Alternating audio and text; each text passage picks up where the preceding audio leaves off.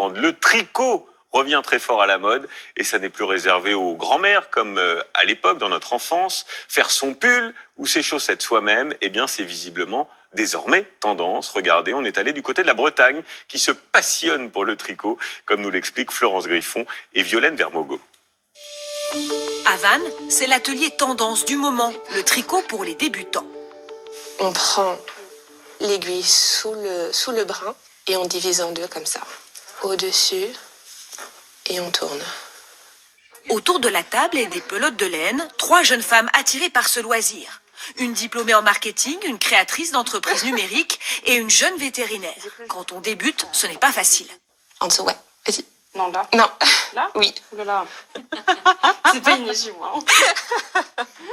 C'est pas évident avec les 2 fils qui partent. Mais après, voilà, je pense que c'est le coup de main à prendre vraiment au début.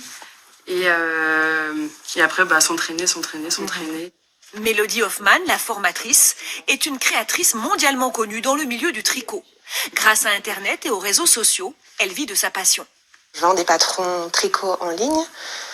Je fais du contenu vidéo également. C'est un mode de vie en fait que j'adore et le fait que tout soit dématérialisé, que je puisse travailler en fait de n'importe où, ça m'a permis de venir m'installer en fait ici en Bretagne.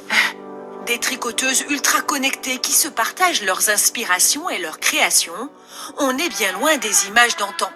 Tricoter près d'un transistor. Où l'apprentissage du tricot faisait partie de la bonne éducation. Aujourd'hui, les merceries surfent sur ce renouveau du point mousse, torsade ou jersey. C'est pour des chaussettes d'intérieur. Ouais, donc je pense que de la laine comme ça peut bien ça le va être faire. bien et ça va être très chaud du coup parce que c'est 100% laine. Complètement. Cette jeune cliente cherche une matière naturelle, loin de la mode jetable et polluante. Ouais. J'ai du mal à trouver des habits qui me correspondent dans les magasins conventionnels. Et du coup, j'aimerais bien faire mes propres vêtements. Le confinement, puis le couvre-feu, ont visiblement joué un rôle dans le renouveau du tricot. C'est certain, il y a beaucoup de gens qui ont été, en tout cas au moment du premier confinement, en panique parce qu'ils n'étaient plus au travail, donc ils cherchaient des loisirs et une occupation. Et on a vu aussi des nouvelles personnes à la recherche d'une pratique, donc le tricot bien sûr. Ce serait donc une manière de se réconforter dans une période compliquée. Eva Prévost-Gagné avait appris dans son enfance, elle vient de s'y remettre. Il y a toujours des petites imperfections avec ces tricots-là. Pour elle, c'est un peu comme une méditation.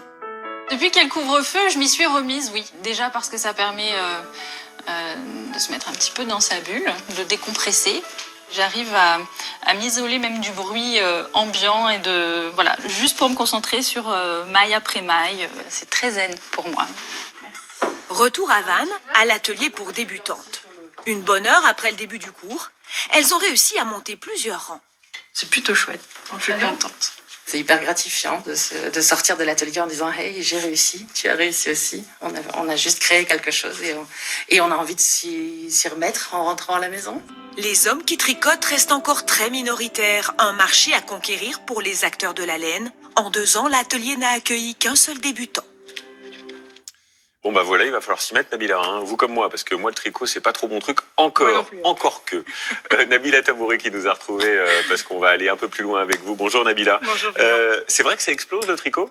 Oui, ça explose, oui, parce que on ne pouvait plus ni sortir ni passer du bon temps entre amis pendant le confinement. Il fallait donc bien s'occuper. Sans surprise, les loisirs créatifs, les fameux do it yourself, nous ont permis de passer le temps. Certains s'y sont consacrés plus de 10 heures par semaine. Pour s'y mettre, les Français se sont précipités sur les cours en ligne, plus 200% pour le crochet et le tricot. Le tricot, qui on l'a vu dans le reportage, elle va en poupe. 200% pour les cours de tricot. Ouais, pas mal, ouais. Et puis il y a plein d'autres activités assez insolites d'ailleurs que les Français ont plébiscité pendant cette année de confinement, reconfinement et couvre-feu. Oui, effectivement, après tout, la période elle-même était insolite. Alors pourquoi ne pas tester des activités auxquelles on ne pense pas d'ordinaire? Il y a d'abord la poterie, plus 136%. Il y a le vin. Les Français, Julien, on le sait, aiment le vin. Ça, voilà. C'est sûr. Et ils ont continué à en consommer. C'est pour ça que les cours en ligne d'œnologie